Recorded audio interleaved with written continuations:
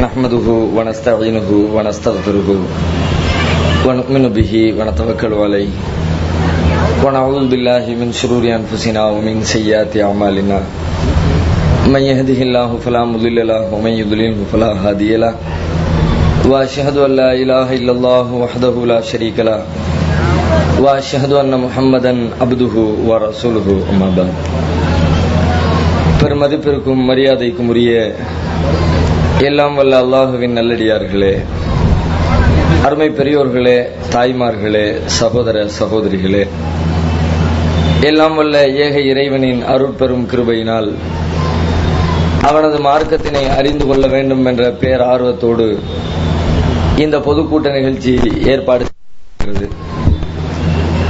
இந்த நிகழ்ச்சியில் நேர்வழியும் வழிகேடும் என்ற தலைப்பினை எனக்கு வழங்கியிருக்கிறார்கள். நம்முடைய முஸ்லிம் சமூகத்தில் கொள்கை ரீதியாக, வழிபாட்டு ரீதியாக, சித்தாந்த ரீதியாக ஏராளமான பிரிவுகளாக முஸ்லிம்கள் பிளவுபட்டு நிற்கிறார்கள். அவ்வாறு பிளவுபட்டு நிற்கிற ஒவ்வொரு பிரிவினரும் நேர்வழிக்கும் வழிகேட்டிற்கும் உண்டான இலக்கணங்களை அவரவருடைய வசதிக்கு தகுந்தாற் போன்று தனித்தனியாக வரையறுத்தும் வைத்திருக்கிறார்கள். நம்முடைய சமூகத்திலே இருக்கிற எந்த பிரிவினரிடத்தில் சென்று நேர்வழி எது, வழிகேடு எது என்ற கேள்வியை முன்வைத்தால் அத்தனை பிரிவினரும் ரத்தின சுருக்கமாக ஒரு இலக்கணத்தை சொல்வார்கள். மதுஹபை சார்ந்த பிரிவினராக இருந்தாலும், தரீகாக்களை சார்ந்த பிரிவினர்களாக இருந்தாலும், வேறு எந்த ஒரு பிரிவாக இருந்தாலும் அத்தனை பேருமே நாங்கள் செல்லுகிற வழிதான் நேர்வழி, மற்றவர்கள் செல்லுகிற வழி வழிகேடு. எல்லா பிரிவுகளும் ஒட்டுமொத்தமாக நேர்வழிக்கும் வழிகேட்டிற்கும் வைத்திருக்கிற ரத்தின சுருக்கமான ஒரு இலக்கணம் இது. அல்லாஹ் கூட தனது திருமறையிலே இதை பற்றி சொல்லுகிற பொழுது, குல்லு ஹிஸ்பின் பிமா லதைஹிம் ஃபரிஹூன், ஒவ்வொரு பிரிவினரும் தம்மிடத்திலே இருப்பதை கொண்டு அவர்கள் மகிழ்ச்சி அடைகிறார்கள், தாம் செல்லுகின்ற வழிதான் சரியான வழி என்று அவர்கள் திருப்தியோடு இருக்கிறார்கள் என்று திருமறை குர்ஆனும் அதை உண்மைப்படுத்திக் கொண்டிருக்கிறது. உண்மையிலே இவர்கள் சொல்லக்கூடிய இலக்கணங்கள் சரியான இலக்கணமா? ஒவ்வொரு பிரிவினரும் நேர்வழியில் இருக்கிறார்கள் என்றால் இருக்கின்ற அத்தனை பிரிவுமே நேர்வழியா? நாளை மறுமையிலே வெற்றியை பெறக்கூடிய வழிமுறையா? அல்லாஹ்வுடைய சுவர்க்கத்தை பரிசாக அடைந்து கொள்ளக்கூடிய வழியா என்று சிந்தித்தால் கண்டிப்பாக அனைத்து பிரிவும் நேரான பிரிவாக இருக்க முடியாது. உண்மையில் இந்த பிரிவுகளில் ஏதோ ஒரே ஒரு பிரிவு மாத்திரம்தான் நேரான வழியாக இருக்க முடியும். மற்ற அனைத்து பிரிவுகளுமே வழிகேடாகத்தான் இருக்க முடியும். ஏனென்றால் ஒரு பிரிவினர் வைத்திருக்கிற கொள்கைக்கும் இன்னொரு பிரிவினர் சொல்லக்கூடிய கொள்கைக்கும் இடையிலே ஏராளமான முரண்பாடுகள் இருக்கிறது. ஒருவர் ஒன்றை ஹலால் ஆகுமாக்கப்பட்டது என்று எதை சொல்கிறாரோ அதையே இன்னொரு பிரிவை சார்ந்தவர்கள் ஹராமானது, அது தடுக்கப்பட்டிருக்கிறது, மார்க்கத்தில் இதை செய்யக்கூடாது என்று எதிர்கருத்து வைக்கிறார்கள். ஒன்றை சாப்பிடலாமா என்று ஒரு பிரிவினரிடத்திலே கேட்டால் சாப்பிடலாம் என்று ஒரு பிரிவினை சார்ந்தவர்கள் சொல்லுகிறார்கள், அதை சாப்பிடக்கூடாது என்று இன்னொரு பிரிவினர் மறுக்கிறார்கள். தர்காவுக்கு செல்லலாமா, செல்லலாம் என்று ஒரு பிரிவினர் சொல்லுகிறார்கள், செல்லக்கூடாது என்று மற்ற பிரிவினர் மறுக்கிறார்கள். தப்லீக் ஜமாத்திலே பயணிக்கலாமா, பயணம் செய்ய வேண்டும், அதுதான் மார்க்கத்திலே நன்மை என்று ஒரு சாரார் கூறுகிறார்கள். அவர்கள் சொல்லக்கூடியதெல்லாம் மார்க்கத்தின் பெயரால் பித்தலாட்டங்கள் என்று மற்றொரு பிரிவினர் மறுக்கிறார்கள். அப்படியானால் இருக்கின்ற பிரிவுகள் அனைத்துமே ஒன்றை ஒன்று முரண்பட்டு இருக்கின்றன. முரண்பட்டு இருக்கின்ற அனைத்தும் உண்மையாக இருக்க முடியுமா? எப்பொழுது முரண்பாடு வந்து விடுகிறதோ அது பொய் என்பதற்கு எடுத்துக்காட்டு. திருமறை குர்ஆனிலே அல்லாஹ் ரப்பல் ஆலமீன், இந்த குர்ஆன் அல்லாஹ்வின் வார்த்தை தான், இது சத்திய வேதம் தான், இதிலே எந்த சந்தேகத்திற்கும் இடமில்லை என்று குர்ஆனுடைய பல்வேறு இடங்களில் நமக்கு சொல்லிக் கொண்டே வருகிறான். ஸாலிகல் கிதாப் லா ரைப ஃபீஹி ஹுதல் லில் முத்தகீன், இந்த வேதம் இதிலே எந்த சந்தேகமும் இல்லை, தன்சீலும் மிர் ரப்பில் ஆலமீன், அகிலத்தின் இரட்சகனாகிய அல்லாஹ்விடம் இருந்துதான் இந்த வேதம் அருளப்பட்டிருக்கிறது, இதிலே சந்தேகத்திற்கோ யாரும் இடம் கொடுக்க வேண்டிய அவசியம் இல்லை என்று திருமறை குர்ஆனுடைய பல்வேறு வசனங்கள் ஆணித்தரமாக இந்த விஷயத்தை எடுத்து சொல்கிறது. அல்லாஹ் அதை கூட ஒரு இடத்திலே சொல்லுகிற பொழுது, ஒயின் குந்தும் ஃபீ ரைபின் மிம்மா நஸ்ஸல்னா அலா அப்தினா ஃபஅதூ பி சூரத்தின் மின் மிஸ்லிஹி, நம்முடைய அடியாருக்கு நாம் இறைக்கேறல் இருக்கிற இந்த வேதத்திலே யாருக்கேனும் சந்தேகம் இருக்கும் என்று சொன்னால், இதை அல்லாஹ் தான் இறைக்கேறல் இருக்கிறான் என்பதிலே யாருக்கேனும் நெருடல் இருக்கும் என்று சொன்னால், ஃபஅதூ பி சூரத்தின் மின் மிஸ்லிஹி, இதை போன்று ஒரு சூறாவை கொண்டு வரட்டும் பார்க்கலாம். இந்த குர்ஆனிலே இருப்பதை போல ஒரே ஒரு அத்தியாயத்தை, அது மிகப்பெரிய அத்தியாயமாக இருந்தாலும் சரிதான், அதிலே குர்ஆனிலே இருக்கிற சின்னஞ்சிறிய அத்தியாயமாக இருந்தாலும் சரிதான், இதிலே இருப்பதை போன்று ஒரு அத்தியாயத்தை கொண்டு வந்து நிரூபித்து காட்டிவிட்டு இது அல்லாஹ்வின் வார்த்தை இல்லை, மனித வார்த்தை தான், முஹம்மதுடைய சொந்த கற்பனை தான், இந்த முஹம்மது அவர்கள் பக்கத்திலே வசிக்கக்கூடிய வேதக்காரர்களிடத்திலே கேட்டுவிட்டு இட்டுக்கட்டி சொல்கிறார் என்று அதை நிரூபித்து காட்டட்டும் பார்க்கலாம் என்று அல்லாஹ் திருமறை குர்ஆனிலே சவால் விடுகிறான், அறைகூவலை முன்வைக்கிறான். இப்படி குர்ஆன் அல்லாஹ்வின் வார்த்தை தான் என்பதை வலியுறுத்தக்கூடிய வேத வசனத்திலே அல்லாஹ் அதற்கு ஒரு சான்றை சொல்லுகிறார். அஃபலா யததப்பரூனல் குர்ஆன், இந்த குர்ஆனை அவர்கள் சிந்தித்து பார்க்க வேண்டாமா?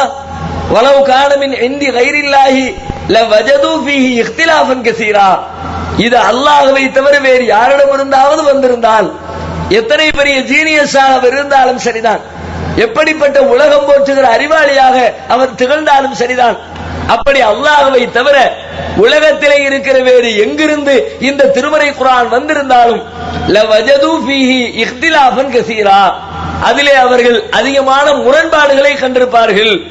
எந்த முரணும் இல்லை, ஒன்றுக்கொன்று மறுக்கவில்லை, ஒரு வசனம் சொல்லக்கூடிய கருத்தை இன்னொரு வசனம் எதிர்த்து நிற்கவில்லை, முரண்பாடு இல்லாமல் இருக்கிற இந்த ஒரு செய்தி மாத்திரமே இது அல்லாஹ்வின் வார்த்தை என்பதற்கு, சத்திய வார்த்தை என்பதற்கு, உண்மை வார்த்தை என்பதற்கு மிகச்சிறந்த எடுத்துக்காட்டாக இருக்கிறது என்று அல்லாஹ் சொல்கிறான். அப்படியானால் நம்முடைய இந்த பிரிவுகளுக்கு மத்தியில் நாங்கள் செல்லுகிற வழிதான் நேர்வழி, மற்றவர்கள் செல்லக்கூடிய வழிகள் எல்லாம் வழிகேடு என்று ஒவ்வொரு பிரிவினரும் தாம் செல்வது சரி என்று வாதிட்டுக் கொண்டிருக்கிற இந்த பிரிவுகளுக்கு மத்தியில அனைத்துமே முரண்பட்டு நிற்கின்றன. அப்படியானால் அது சொல்லக்கூடிய தகவல் என்ன? முரண்பட்டால் முரண்பட்ட பிரிவுகளில் ஏதோ ஒரே ஒன்றுதான் உண்மையாக இருக்க முடியும், ஒன்றே ஒன்றுதான் சரியானதாக இருக்க முடியும். இரண்டு விஷயங்கள் முரண்பட்டால் அதில் ஒன்று தவறு, ஒன்று சரி, இரண்டுமே சரி என்பது எந்த புத்திசாலியாலும் ஏற்றுக்கொள்ள முடியாத ஒரு தத்துவம். உலகத்தில் நடைமுறை வாழ்க்கையிலே கூட எல்லா மனிதர்களும் அதைத்தான் கடைபிடித்துக் கொண்டும் இருக்கிறோம். ஒன்றும் ஒன்றும் இரண்டு என்றும் ஒரு மனிதர் சொல்லுகிறார், ஒன்றும் ஒன்றும் நான்கு இன்னொரு மனிதர் சொல்லுகிறார். ரெண்டு பேரும் நல்லவங்க, ரெண்டு பேருமே பெரிய பண்பாடு உள்ளவங்க, ரெண்டு பேருமே பெரிய பணக்காரங்க, ரெண்டு பேருமே பெரிய சமூகத்தில் அந்தஸ்து உள்ளவங்க, அதுக்காக வேண்டி ரெண்டு பேரும் சொல்றதையும் சரி என்று ஏற்றுக்கொள்ள முடியுமா? அப்படி யாரேனும் சரிதான், அவர் சொல்றது சரிதான்ப்பா, இவர் சொல்றது சரிதான்ப்பா, ஏன்பா பிரச்சனையை விடுங்கப்பா. இன்னைக்கு நம்முடைய சமூகத்தில் அப்படி இருக்கிறார்கள்.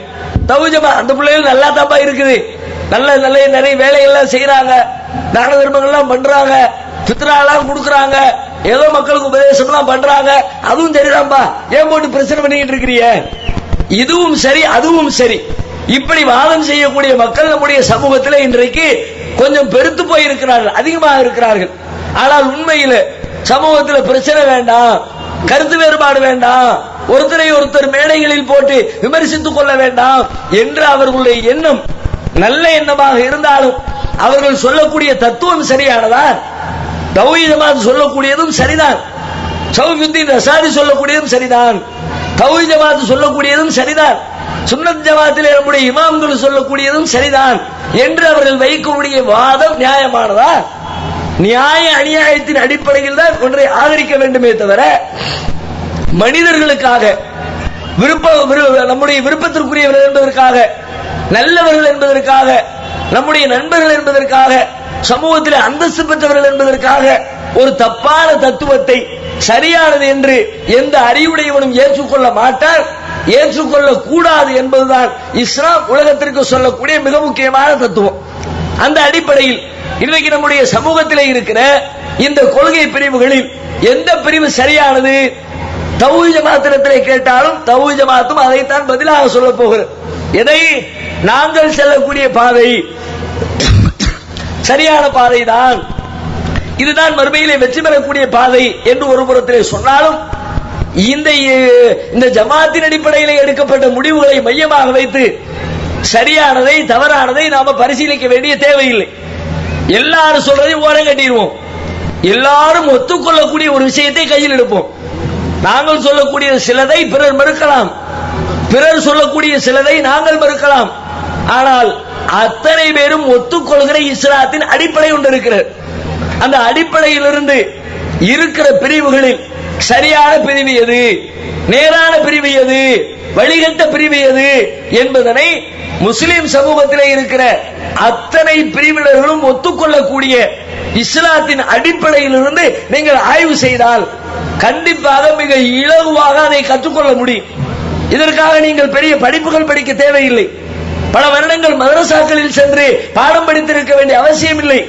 திருமறை குர்ஆனையும் நபிகள் நாயகத்தின் போதனைகளையும் கரைத்து குடித்திருக்க வேண்டும் என்ற எந்த தேவையும் இல்லை. சர்வ சாதாரணமாக ஒட்டுமொத்த முஸ்லிம் சமூகமும் தெரிந்து வைத்திருக்கிற ஒரு சின்னஞ்சிறிய அடிப்படையை, அதனுடைய உண்மையை, அதன் யதார்த்தத்தை நீங்கள் புரிந்து கொண்டால் நேரிய வழியது தவறான வழியது என்பதனை மிக இலகுவாக ஒவ்வொரு முஸ்லிமும் புரிந்து கொள்ள முடியும். அது என்ன அடிப்படை? அதுதான் லா இலாஹ இல்லல்லாஹ் முஹம்மதுர் ரசூலுல்லாஹ். இது எல்லாரும் ஒத்துக்கொண்ட செய்தி. இதுல முஸ்லிம் சமூகத்தில் யாருக்காவது இதிலே மாற்று கருத்து இருக்க முடியுமா? லா இலாஹ இல்லல்லாஹ் எனக்கு கொஞ்சம் டவுட்டா இருக்குது, நல்லா ஒருத்தன் தானா அப்படின்னு ஒருத்தர் சொன்னா அவரை முஸ்லீம்ல ஒருத்தரை நம்ம ஏற்றுக்கொள்வோமா? சுன்னத் ஜமாத் மக்களிடத்திலே போய் கேட்டாலும் சரி, லா இலாஹ இல்லல்லாஹ்வை ஒத்துக்கொள்வார்கள், திரும்ப திரும்ப திக்ர் செய்வார்கள். பல பள்ளிவாசல்களில் லா இலாஹ இல்லல்லாஹ்வை வைத்து கூத்துக்கள் எல்லாம் அரங்கேற்றுவார்கள். கையோடு கை சேர்த்து கொண்டு மணிக்கணக்காக லா இலாஹ இல்லல்லாஹ்வை திக்ர் செய்கிறோம் என்ற பெயரால் ஹூ ஹூ என்று சப்தமிட்டுக் கொண்டிருப்பார்கள். இன்னும் பல பள்ளிவாசல்களில் ஒவ்வொரு நேர தொழுகையிலும் சுபஹுக்கு பிறகும் அசருக்கு பிறகும் மக்களை எல்லாம் குலு லா இலாஹ இல்லல்லாஹ் ஃபஅலம் அன்னஹு அஃலலு திக்ரி லா இலாஹ இல்லல்லாஹ், திக்ருகளிலே மிகச்சிறந்த திக்ரு லா இலாஹ இல்லல்லாஹ், அதனால லா இலாஹ இல்லல்லாஹ் சொல்லுங்க அப்படின்னு ஒவ்வொரு ஃபஜ்ருக்கு பிறகும் ஒவ்வொரு அசர் தொழுகைக்கு பிறகும் லா இலாஹ இல்லல்லாஹ்வை சொல்ல வைத்து திரும்ப திரும்ப நம்முடைய சமுதாயம் அதை நினைவுபடுத்திக் கொண்டே இருக்கிறது. ஒருவர் இஸ்லாத்திற்குள்ளே பிரவேசிக்க நினைக்கிறார், எதை சொல்லி அவரை இஸ்லாத்திற்குள்ளே வந்து விட்டார் என்பதை அங்கீகரிப்போம். லா இலாஹ இல்லல்லாஹ் முஹம்மது ரசூலுல்லாஹ், வேற ஒண்ணுமே கிடையாது. யாரிடத்துல கொண்டு போய் சேர்த்தாலும் இதைத்தான் சொல்ல போகிறார்கள். சுன்னத் ஜமாத் மக்களிடத்திலே போய் இவர் புதிதாக இஸ்லாத்தை ஏற்றுக்கொள்ள விரும்புகிறார், இவருக்கு நீங்க இஸ்லாத்தை கற்றுக் கொடுங்கள், இஸ்லாத்தை சொல்லிக் கொடுங்கள் என்று சொன்னால் அவர் என்ன சொல்லிக் கொடுப்பார்? அஷ்ஹது அல்லா இலாஹ இல்லல்லாஹ் வ அன்ன முஹம்மதர் ரசூலுல்லாஹ், அதைத்தான் அவர் சொல்லிக் கொடுப்பார். ஹனஃபி மذஹபுக்காரத்தில் கேட்டால் அவரும் அதைத்தான் சொல்லுவார். ஷாஃபி மذஹபுக்காரத்தில் கேட்டால் அவரும் அதைத்தான் சொல்லுவார். தௌஹீத் ஜமாத்திடத்தை கேட்டால் அவர்களும் அதைத்தான் சொல்ல போகிறார்கள். அப்போ ஒட்டுமொத்த முஸ்லிம் சமுதாயமும் ஏற்றுக்கொண்டிருக்கிற இஸ்லாத்தினுடைய அடிப்படை தத்துவம் லா இலாஹ இல்லல்லாஹ் முஹம்மதுர் ரசூலுல்லாஹ். இதிலே யாருக்கும் மாற்று கருத்து இல்லை. மாற்று கருத்து இருப்பதாக யாரேனும் சொன்னால் அவர்களை முஸ்லிம் சமூகத்திலே உள்ளவராக முஸ்லிம்களாகிய நாம் கருத போவதும் இல்லை. இந்த அடிப்படையை நாம் சரியாக புரிந்திருக்கிறோமா? இந்த அடிப்படையிலே தான் நாம் வாழுகிறோமா? இதை உறுதியாக கடைபிடிக்கிறோமா? அல்லது நம்முடைய வாயிலே லா இலாஹ இல்லல்லாஹ்வை சொல்லிவிட்டு நம்முடைய வாழ்க்கையிலே, நம்முடைய பேச்சிலே, நம்முடைய செயல்பாட்டிலே, நம்முடைய வழிபாட்டிலே இந்த லா இலாஹ இல்லல்லாஹ் முஹம்மது ரசூலுல்லாஹ்வுக்கு மாற்றமாக நடக்கிறோமா? அதைத்தான் நாம் சிந்தித்து பார்க்க வேண்டும். இந்த திருக்கலிமாவை முழுமையாக நம்பி அதனுடைய அர்த்தத்தை புரிந்து அதிலே நீங்கள் உண்மையாளர்களாக வாழ்ந்து மறித்து விட்டால் நீங்கள் சென்ற வழி இஸ்லாமிய வழி, மறுமையின் வெற்றிக்குரிய வழி, அல்லாஹ் விரும்பிய வழி, திருமறை குர்ஆனிலே அல்லாஹ் சொல்லி தந்த வழி, நேரான வழி. வேற எதுவுமே தேவையில்லை. இந்த ஒரு விஷயத்துல சரியா இருக்கிறோமா? ஒவ்வொருவரும் தம்முடைய வாழ்க்கையை பரிசீலித்து பார்க்கட்டும். லா இலாஹ இல்லல்லாஹ் நல்ல நீண்ட பொருளை கொண்டிருக்கிற ஒரு சொற்றொடர். வணக்கத்திற்குரியவன் அல்லாஹ்வை தவிர வேறு யாரும் இல்லை. அல்லாஹ்வை நம்பணும். வணக்கம் அனைத்தையும் அல்லாஹ்வுக்கு மட்டுமே சொந்தமாக்க வேண்டும். மக்தபு மதரசாவிலேயே நமக்கு அர்த்தம் சொல்லி தந்திருப்பாங்க. நம்ம பாடத்துல 6 வயசு 8 வயசு 10 வயசா இருக்கும் பொழுது கையில எஸ்என்எல் குர்ஆனை தூக்கி கொண்டு மதரசாவில் படிக்க போகிறோமே, அந்த பருவத்திலேயே நமக்கு சொல்லி கொடுத்துட்டாங்க, வணக்கத்திற்குரியவன் அல்லாஹ்வை தவிர வேறு யாரும் இல்லை. எல்லா வணக்கமும் அல்லாஹ்வுக்கு மட்டும்தான் சொந்தம்.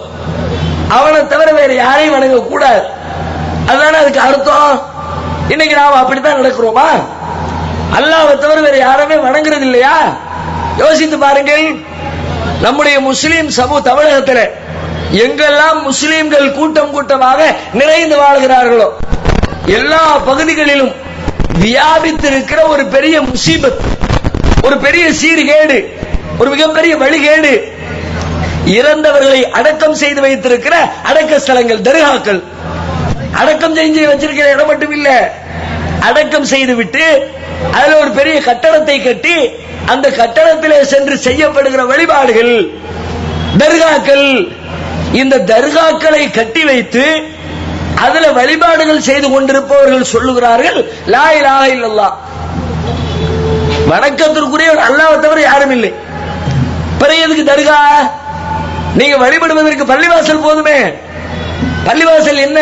வன்னல் மசாஜித லில்லாஹ், பள்ளிகள் அனைத்தும் அல்லாஹ்விற்கே சொந்தமானது. பள்ளிவாசல்ல போய் அல்லாஹ்வை தான் தொழ போறோம், வேற யாரையும் தொழ போறது இல்ல. தர்கா எதுக்கு கட்டணும்? தர்கால போய் அவுலியாக்களே நீங்களும் எங்களுக்கு உதவி செய்யுங்க, என் பிள்ளைக்கு கல்யாணமே ஆக மாட்டேங்குது, நல்ல மாப்பிள்ளை கிடைக்க மாட்டேங்குது, நீங்க நல்ல மாப்பிள்ளை கிடைக்கிறதுக்கு உதவி செய்யுங்க, என் பிள்ளைக்கு கல்யாணம் ஆகி வருஷம் 10 வருஷம் ஆயிடுச்சு, இன்னும் குழந்தையே பிறக்கல, புள்ள பிறக்கிறதுக்கு ஏற்பாடு பண்ணுங்க, என் மகன் வெளிநாட்டுக்கு போகணும், பாஸ்போர்ட் வர்றது லேட் ஆகிட்டு இருக்குது, ஒரு பாஸ்போர்ட்டுக்கு ஏற்பாடு பண்ணுங்க, நல்ல விசா கிடைக்கிறதுக்கு ஏற்பாடு பண்ணுங்க, நோய் நொடி நீங்கிறதுக்கு ஏற்பாடு பண்ணுங்க, பைத்தியம் குணமாகிறதுக்கு ஏற்பாடு பண்ணுங்க என்று தர்காக்களில் சென்று அங்கே அடக்கம் செய்யப்பட்டிருக்கிறவர்களிடத்தில் கையேந்தி பிரார்த்தனை செய்து கொண்டிருக்கிறார்கள். தர்காக்கள் இதான நடக்கிறது. பிரார்த்தனைனா என்ன? துவா என்பது என்ன? நம்ம சாதாரணமாக நினைத்துக் கொண்டோம். துவா என்றால் நம்முடைய தேவையை ஒருத்தட்ட கேட்கிறோம், அவ்வளவுதான் துவா. அதான் துவாவா? நம்முடைய தேவையை கேட்கிறோம், அதிலே மாற்றுக்கிறது இல்லை. நபிகள் நாயகம் ஸல்லல்லாஹு அலைஹி வஸல்லம் அவர்கள் அந்த துஆவை பற்றி நமக்கு சொல்லுகிற பொழுது, அத்துஆவு ஹுவல் இபாதா, துஆ செய்வது இருக்குதே அது வணக்கத்திலேயே தலை சிறந்த வணக்கம். தொழுகிறது ஒரு வணக்கம், எல்லா முஸ்லிமுக்கும் தெரியும். அல்லாஹ்வை தவிர வேற யாரையுமே யாரும் தொழுகிறது கிடையாது. நோன்பு வைக்கிறது வணக்கம், எல்லாருக்குமே நல்லா தெரியும். யாரும் அல்லாஹ்வை தவிர இன்னாருக்கு நோன்பு வச்சிருக்கிறேன், பெரியாருக்கு நோன்பு வச்சிருக்கிறேன், அவுலியாவுக்கு நோன்பு வச்சிருக்கிறேன் யாரும் சொல்றது இல்ல. ஹஜ் செய்யறது அல்லாஹ்வுக்கு வணக்கம் தெரியும். ஹஜ் எப்படி ஒரு வணக்கமோ, தொழுகை எப்படி ஒரு வணக்கமோ, நோன்பு எப்படி ஒரு வணக்கமோ, அதுபோல அதை விட தலை சிறந்த வணக்கத்தில் முதலிடத்தை வைக்கப்படுகிற ஒரு வணக்கம் நீங்கள் கையேந்தி பிரார்த்திக்கின்ற அந்த துஆ. ரசூலுல்லாஹ் சொன்னாங்க, துஆ வணக்கம் என்று சொன்னால் அந்த வணக்கத்தை அல்லாஹ்வை தவிர வேற யாரிடத்திலே செய்யலாமா? தொழுகை யாருக்கும் செய்யல, நோன்பை யாருக்கும் செய்யல, ஆனா துஆவை செய்யறோம் என்றால் அப்ப அல்லாஹ்வுக்கு செய்ய வேண்டிய வழிபாட்டை கொண்டு போய் அவுலியாக்களிடத்தில் கொடுத்துட்டோமே, அவுலியாக்களிடத்தில் கையேந்தி விட்டோமே. லா இலாஹ இல்லல்லாஹ்வுடைய லட்சணம் இதுதானே. வணக்கத்திற்குரிய அல்லாஹ்வை தவிர வேற யாரும் இல்ல. காலையில 10 தடவை, சாயங்காலம் 10 தடவை, கிடைக்கிற நேரத்தை எல்லாம் தஸ்பீஹ் பண்ணிய உருட்டி உருட்டி உருட்டி லா இலாஹ இல்லல்லாஹ் சொன்னமே, வணக்கத்திற்குரியவன் அல்லாஹ்வை தவிர வேறு யாரும் இல்லை என்பதை திரும்ப திரும்ப சொன்னோமே, சொல்லிவிட்டு அவுலியாக்களே நீங்க தான் எங்களுக்கு எல்லாம் உதவி செய்யணும், நீங்க தான் பிள்ளைய தரணும். அவர் பிள்ளைய தரதுக்கு என்ன மகப்பேறு மருத்துவரா? பாஸ்போர்ட் ஏற்பாடு பண்றதுக்கு பாஸ்போர்ட் ஆபீசர் அவரு? விசாவை ஏற்பாடு பண்ணி கொடுக்கிறதுக்கு வெளிநாட்டு தூதரக அதிகாரி அவரு? இந்த துஆக்களை கொண்டு போய் தர்காக்களில் அடக்கம் செய்யப்பட்டிருக்கிற பெரியார்களிடத்தில் யாரையும் முன்வைத்தால் நீங்கள் லா இலாஹா இல்லல்லாஹ் என்று சொன்னது பொய்யாக சொல்லி இருக்கிறீர்கள், போலியாக சொல்லி இருக்கிறீர்கள், வெற்று வாய் வார்த்தையாக சொல்லி இருக்கிறீர்கள், நிஜமாக அதை புரிந்து சொல்லவில்லை, உங்களுடைய வாழ்க்கையில் அதை நீங்கள் கடைபிடிக்கவில்லை. அப்ப நீங்க செல்லக்கூடிய வழி கெட்ட வழி, நேரிய வழியில போகல, வாய் தான் நேரான வழியை சொல்லிச்சு, உங்களுடைய வாழ்க்கை அதற்கு நேர் எதிராக சென்று கொண்டிருக்கிறது என்பதற்கு எல்லா இடங்களிலும் தமிழகத்திலே வியாபித்திருக்கிற தர்காக்கள் ஒரு பெரிய எடுத்துக்காட்டு. அது மட்டும் இல்ல, இன்னும் சொல்வதாக இருந்தால் சில பேர் சொல்றாங்க, நாங்க தர்காக்கள்ல போய் அவுலியாக்கள்கிட்ட பிரார்த்தனை செய்யறது கிடையாது, அவங்கள்ட்ட கையேந்தி நீங்க தான் எங்களுக்கு அதை தரணும் இதை தரணும் நாங்க கேட்க மாட்டோம், வேற எதுக்கு இங்க தர்காவுக்கு போறீங்க, நாங்க அவங்கள ரெக்கமெண்டுக்கு கூப்பிடுகிறோம். அல்லாஹ் எங்கேயோ இருக்கிறான், நாம எங்கேயோ இருக்கிறோம், அல்லாஹ்வுக்கு நம்ம எவ்வளவு பாவங்கள் செய்யறோம், எந்த முகத்தை வச்சுக்கிட்டு அல்லாஹ்விடத்துல போய் கையேந்துறது? அதனால அவுலியாக்கள் எல்லாம் நல்லவர்கள், அல்லாஹ்வுடைய நேசத்திற்குரியவர்கள், அவங்கள்ட்ட சொல்லி அவுலியாக்களே நாங்க ரொம்ப சிரமத்தில் இருக்கிறோம், நீங்க அல்லாஹ்விடத்துல சொல்லி எங்களுக்கு எங்கள் கோரிக்கையை நிறைவேற்றி தாருங்கள், நீங்க ரெக்கமெண்ட் பண்ணுங்க, நீங்க சொன்ன அல்லாஹ் கேட்டுக்குவான், நீங்க நல்ல அடியார், நாங்க நிறைய தப்பு பண்ணிட்டோம் என்று அவுலியாக்களை நாங்கள் சிபாரிசுக்குத்தான் அழைக்கிறோம், நேரடியாக அவர்களிடத்தில் கையேந்தி பிரார்த்தனை செய்வதில்லை. ஏன் தெரியுமா இப்படி செய்யறோம்? அல்லாஹ்வுக்கு நம்ம நிறைய பாவம் செஞ்சிட்டோமே. ஒரு வீட்டுல ஒரு மகன் தன்னுடைய தந்தையிடத்தில் ஒரு தேவையை கேட்டு பெற வேண்டும் என்று சொன்னால் நேரடியாக கேட்பானா? தந்தையிடத்துல ஒரு டூ வீலர் வாங்கணும், ஒரு சைக்கிள் வாங்கணும், ஒரு செல்போன் வாங்கணும், நேரடியாக அத்தாடத்துல போய் கேட்டா வாங்கி தர மாட்டேன்னு கோவப்பட்டு அனுப்பி விட்டுருவார். ஏன்? அத்தாவுக்கு புள்ள மேல பெரிய அளவுல பாசம்னு சொல்ல முடியாது, அதனால இருக்கவே இருக்கிறாங்க அம்மா. அம்மா இடத்துல போய் கேட்போம், அம்மாட்ட சொல்லி அம்மா அத்தாட்ட சொல்லி எனக்கு இதை வாங்கித்தா அப்படின்னு அம்மா வழியா அத்தாட்ட போனா அம்மா அத்தாவை கரைச்சிருவாங்க. அவங்களுக்கு நேருக்கு தெரியும் எந்த நேரத்தில் சொன்னா நம்ம பிள்ளைக்கு வாங்கி கொடுப்பாரு, டைம் பார்த்து அடிப்பாங்க, நம்ம மேல அதிக பாசம் உள்ளவங்க அம்மா என்று அம்மாவிடத்திலே கேட்டு தந்தையிடத்தில் இருந்து பெற்றுக்கொள்வதை போல அவுலியாவிடத்திலே கேட்டு அல்லாஹ்விடம் இருந்து பெற்றுக்கொள்கிறோம். Simple concept விளக்கிறாங்க. ஆனா இது அவங்க சொல்லக்கூடிய விஷயத்துல உள்ளுக்குள்ள இருக்கிற அர்த்தம் என்ன தெரியுமா? அல்லாஹ்வுக்கு இணை கற்பிக்கிற, அல்லாஹ்வை விட உயர்ந்த படைப்புகள் இந்த உலகத்திலே இருப்பதாக ஒரு மனிதன் ஒத்துக்கொள்வதற்கு இந்த உதாரணம் ஒரு எடுத்துக்காட்டு.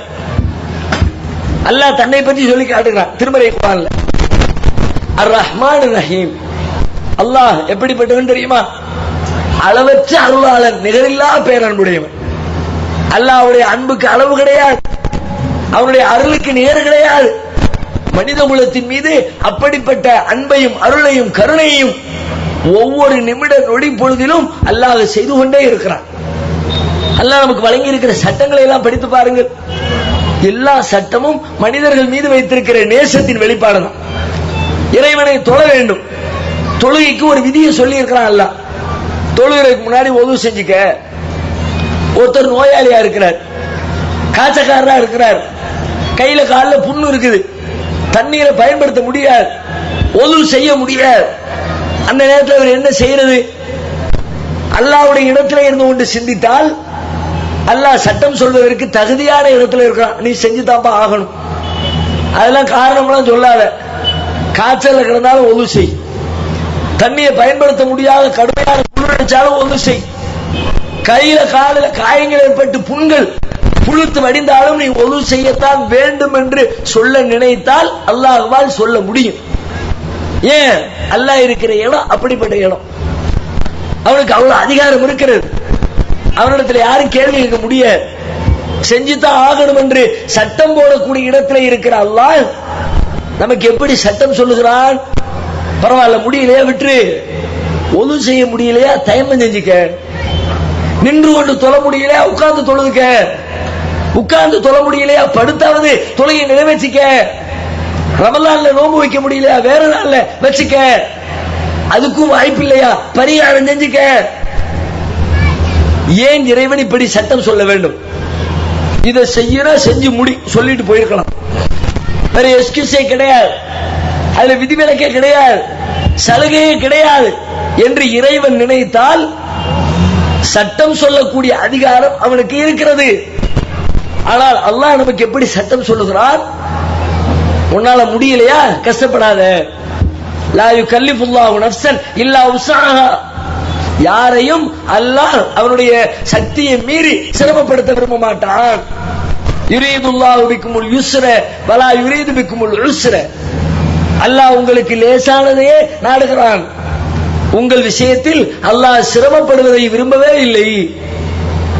ஏராளமான சட்டங்கள் நமக்கு வழங்கி இருக்கிற அத்தனை தத்துவங்களும் நம் மீது அல்லாஹ் வைத்திருக்கிற அன்பின் வெளிப்பாடு. நபிகள் நாயகம் சொல்றாங்க, ஒரு மனிதர் ஒரு தப்பு செய்கிறார், தப்பு செஞ்சிட்டு அதை நினைச்சு கவலைப்பட்டு வருந்தி அழுது அல்லாஹ்விடத்துல கையேந்தி, அல்லாஹ் நான் தெரியாம பண்ணிட்டேன், அல்லாஹ் என்ன மன்னிச்சிடா ரப்பே, இனிமே நான் இந்த தப்பின் பக்கம் தலை வச்சு கூட படுக்க மாட்டேன் அல்லாஹ் என்று அல்லாஹ்விடத்திலே கையேந்தினால் அல்லாஹ் ரப்புல் ஆலமீன் அந்த பாவ மன்னிப்பு கேட்கக்கூடிய மனிதனை பார்த்து சந்தோஷப்படுகிறான், மகிழ்ச்சி அடைகிறானாம். அந்த மகிழ்ச்சிக்கு ஒரு எடுத்துக்காட்டே என்ன சொல்லுதா சொன்னாங்க. பாலைவனத்தில் ஒரு பயணி பயணம் செய்து கொண்டிருக்கிறான், ஒட்டகத்தில் பயணப்படுகிறான். அந்த ஒட்டகத்துக்கு மேல அவனுக்கு தேவையான துணிமணிகள் இருக்கிறது, அவருக்கு தேவையான உணவு இருக்கிறது, அவனுடைய பண்ட பாத்திரங்கள் இருக்கிறது, எல்லாம் ஒட்டகத்தினுடைய முதுகிலே இருக்கிறது. கொஞ்ச நேரம் தூங்கி ரெஸ்ட் எடுத்துட்டு ஒரு மரத்தடி நிழல்ல படுத்து உறங்கி விட்டு நம்முடைய பயணத்தை தொடரலாமே என்று அவன் ஓய்வு எடுக்கிறான். தூங்கி எந்திரிச்சு பார்க்கிறான், பயணத்தை தொடருவோம் என்று. தூங்கி எந்திரிச்சா ஒட்டகத்தை காணும். ஒட்டகம் இல்லாட்டி பாலைவனத்தில் பயணம் செய்ய முடியுமா? அவ்வளவுதான், முடிஞ்சு போச்சு, கதை முடிஞ்சிச்சு. பாலைவனத்திலே பயணம் செய்கிற மனிதன் ஒட்டகத்தை துளைத்து விட்டால் அவன் அதற்கு மேல் பயணிக்க முடியாது. 1 கிலோமீட்டர் கூட நடக்க முடியாது. காலை தூக்கி உள்ள வைப்பாரு, மணல் புதை மணலுக்குள்ள காலு உள்ள சொருகும். அந்த காலை எடுக்கிறதுக்கு இந்த காலை வச்சு அமுக்குவார், இது உள்ள போகும். 1 கிலோமீட்டர் நடப்பதற்குள்ளாக உடலில் இருக்கிற அத்தனை சக்தியையும் இழந்து அவ்வளவுதான், நம்முடைய வாழ்க்கை முடிஞ்சிருச்சு. நம்முடைய உடல்ல எவ்வளவு தூரம் ரத்த ஓட்டம் இருக்குமோ, சத்துக்கள் மிஞ்சி இருக்குமோ, அது வரைக்கும் உயிர் உடலில் தொற்றிக் கொண்டிருக்கும். அதுக்கு பிறகு 1 வாரமோ 10 நாளோ நம்முடைய வாழ்க்கை இந்த பாலைவனத்திலே முடிந்து போக போகிறது என்று மரண தண்டனை எழுதப்பட்ட கைதியின் இடத்துல அந்த மனிதன் நின்று கொண்டிருக்கிறான். திரும்ப அந்த கவலையில அழுது கொண்டிருந்த அந்த மனிதன் மீண்டும் படுத்து தூங்குகிறான். கொஞ்ச நேரம் ஆச்சு, தூங்கி திரும்ப எந்திரிச்சான். எந்திரிச்சு பார்த்தா பக்கத்துல அவன் தொலைத்து விட்டிருந்த அந்த ஒட்டகம் அவனுக்கு அருகிலே மீண்டும் வந்து நின்று கொண்டிருக்கிறது. எப்படி இருக்கும் அந்த மனுஷனுக்கு? அந்த இடத்துல இருந்து கற்பனை பண்ணி பாருங்க, உடம்புலாம் புல்லரிச்சு போகும். சந்தோஷத்தினுடைய உச்சாணி கொம்பள போய் உட்கார்ந்துருவான். சொல்லிட்டு ரசூலுல்லாஹ் சொல்றாங்க, அந்த மனுஷன் அவருடைய உள்ளத்தில் ஏற்பட்ட சந்தோஷத்தின் அளவு எப்படி தெரியுமா? அல்லாஹ்வுக்கு நன்றி சொல்வதற்காக கையேந்தி இறைவனை நோக்கி அழைக்கிறான். எனது அடிமையே, இந்த எஜமானனுக்கு அருள் புரிந்தவனே. யாரை பார்த்து? அல்லாஹ்வை பார்த்து பேசுறான். அல்லாஹ் இவனுக்கு அடிமையம், இவன் அல்லாஹ்வுக்கு எஜமானனா. எனது அடிமையே, எஜமானனுக்கு அருள் புரிந்தவனே. வேணும்னு பேசல, சந்தோஷத்துல மிகுதியில என்ன சொல்றோம்னு தெரியாம வாய் உளறி. நம்மளே சில நேரத்தில் பேசுவோம்ல, யாராவது திடீர்னு எதிர்பார்க்காத ஒரு மனிதர் வீட்டிற்கு திடீரென்று உள்ளுக்குள்ள வந்தாச்சுன்னா கையும் ஓடல காலும் ஓடல, என்ன பேசுறதுனே தெரியல, முடிச்சுக்கிட்டு இருப்போமே. அது மாதிரி அவருடைய நிலை. அப்படி சந்தோஷத்தினுடைய மிகுதியில இருக்கிற அந்த மனிதரை போல ஒரு மனிதன் பாவ மன்னிப்பு கேட்டால் அல்லாஹ் மகிழ்ச்சி அடைகிறான். இவன் அடைந்த மகிழ்ச்சியை விட அல்லாஹ் அதிகபட்சமாக மகிழ்ச்சி அடைவதாக நபிகள் நாயகம் ஸல்லல்லாஹு அலைஹி வஸல்லம் சொல்றான். இப்ப யோசித்து பாருங்கள், அல்லாஹ் ரப்பல் ஆலமீன் மனிதர்கள் மீது எப்படிப்பட்ட கருணையுடையவனாக இரக்கமுடையவனாக இருந்திருக்கிறான். தப்பு செஞ்சிட்டு மன்னிப்பு கேட்கும் போது சந்தோஷப்படுகிறார் என்று சொன்னால், உலகத்துல எந்த மனிதனிடத்திலாவது ஒரு முதலாளி இடத்துல தொழிலாளி தவறு செஞ்சுட்டான், தெரியாம செஞ்சிட்ட முதலாளி என்ன மன்னிச்சிருங்க வந்து அழுகுறான், உடனே முதலாளி சந்தோஷப்பட்டதாக ஒரு வரலாறு காட்ட முடியுமா? எச்சரிக்கை பண்ணுவார், வான் பண்ணுவார், இதான் ஃபர்ஸ்ட் அண்ட் லாஸ்ட், இனிமே இந்த மாதிரி வேலையை பார்த்தா தொலைச்சு போடுவேன், உன் சம்பளத்துல கை வச்சிருவேன், வேலையை விட்டு தூக்கிடுவேன், கண்ட மணிக்கு மிரட்டித்தான் அவருடைய மன்னிப்பை வெளிப்படுத்துவார். ஆனா இங்க என்ன, அல்லாஹ் ரப்பல் ஆலமீன் மனிதன் செய்த தவறுகளை நினைத்து மன்னிப்பு கேட்டால் அல்லாஹ்விடத்திலே மகிழ்ச்சி அடைகிறது, சந்தோஷப்படுகிறான் இறைவன்.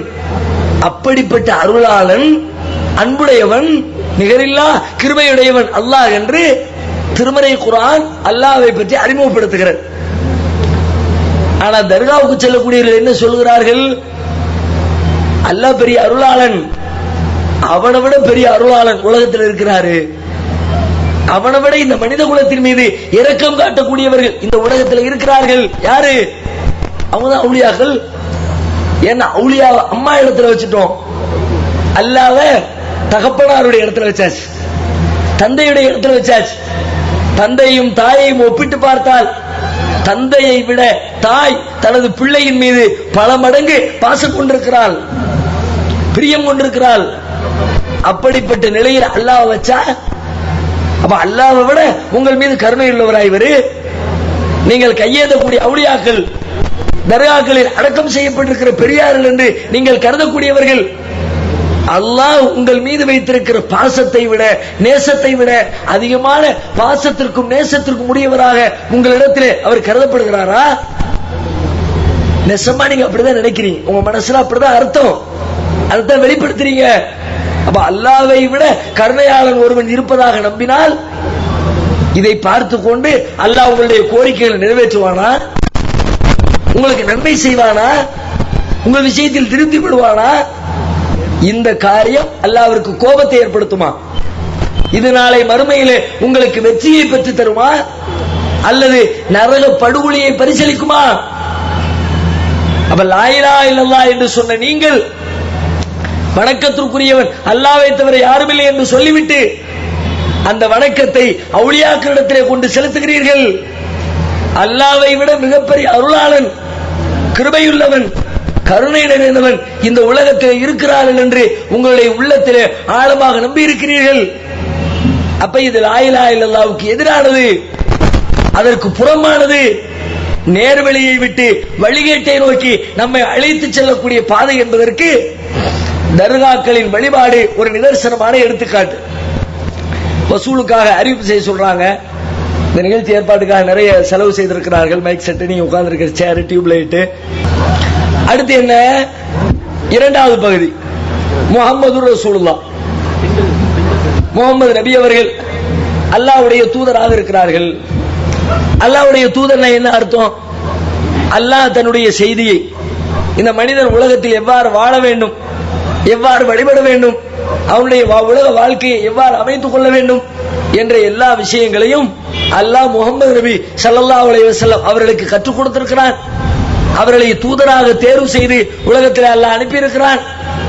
அவர்கள் என்ன சொன்னார்களோ, எப்படி வாழ்ந்தார்களோ அதைத்தான் நம்முடைய வாழ்க்கையாக அவர்களை பின்பற்றி நாம நடந்து கொள்ள வேண்டும். அதுதான் முஹம்மது ரசூலுல்லாஹ் அர்த்தம். என்னுடைய வழிகாட்டியாக நபிகள் நாயகம் ஸல்லல்லாஹு அலைஹி வஸல்லம் அவர்களை நான் எடுத்துக்கொள்கிறேன். அல்லாஹ் கூட திருமறை குர்ஆனுடைய பல்வேறு இடங்களில் இதை திரும்ப திரும்ப திரும்ப சொல்லி காட்டுகிறான். யா அய்யுஹல்லதீன ஆமனு அத்தியுல்லாஹ வ அத்தியுர் ரசூல், இறை நம்பிக்கை கொண்டவர்களே நீங்கள் அல்லாஹ்விற்கு கட்டுப்படுங்கள், அல்லாஹ்வுடைய தூதருக்கு கட்டுப்படுங்கள். லக்கத் கான லக்கும் ஃபீ ரசூலில்லாஹி உஸ்வத்துன் ஹஸனா லிமன் கான யர்ஜுல்லாஹ வல் யௌமல் ஆகிர். அல்லாஹ்வையும் மறுமை நாளையும் நம்பக்கூடிய மக்களுக்கு அல்லாஹ்வுடைய தூதரிடத்திலே அழகான முன்மாதிரி இருக்கிறது. அவங்க எப்படியெல்லாம் வாழ்ந்தாங்களோ அப்படியெல்லாம் நீங்க வாழுங்க. அவங்களுக்கு தான் என்னுடைய போதனையை நான் சொல்லிக் கொடுத்திருக்கிறேன், என்னிடமிருந்து வஹியை அவர்களுக்கு தான் நான் அனுப்பி வைத்திருக்கிறேன். எனவே அவர்கள் காட்டிய வழியில் நீங்கள் செல்லுங்கள். முஹம்மது ரசூலுல்லாஹ்க்கு அதான் அர்த்தம். இந்த அர்த்தத்தை எல்லாரும் புரிஞ்சு வச்சிருக்கிறோம். ஆனா வாழ்க்கையில கடைபிடிக்கிறோமா? நபிகள் நாயகம் ஸல்லல்லாஹு அலைஹி வஸல்லம் அவர்கள் அல்லாஹ்வுடைய தூதர், அவர்கள் பின்பற்றப்பட வேண்டும் என்பதை புரிந்திருக்கிற நாம் நம்முடைய வாழ்க்கையில் நபிகள் நாயகத்தை தான்